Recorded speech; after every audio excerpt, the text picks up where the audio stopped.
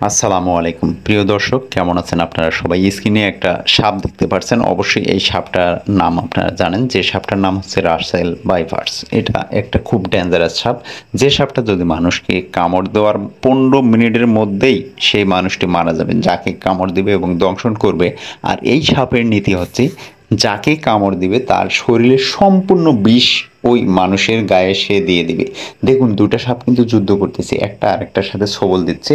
Russell viper সাপটা দেখুন আপনারা, তাকে দেখতে কীরকম দেখা যাচ্ছে। বাংলাদেশের বিভিন্ন স্থানে এই সাপটাকে দেখা যাচ্ছে।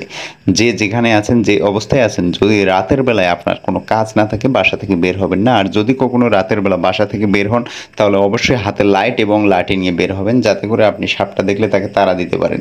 কিন্তু এই সাপ অনেক ডেঞ্জারাস, নিজেকে আত্মরক্ষার জন্য আপনাকে সাথে সাথে দংশন করে দেবে। তাই আমি বলছি, রাতের বেলা আপনারা কেউ বাইরে বের হবেন না। যদি ভিডিওটি ভালো লাগে অবশ্যই পেজটি ফলো দিবেন, ইউটিউব চ্যানেলটি সাবস্ক্রাইব করবেন।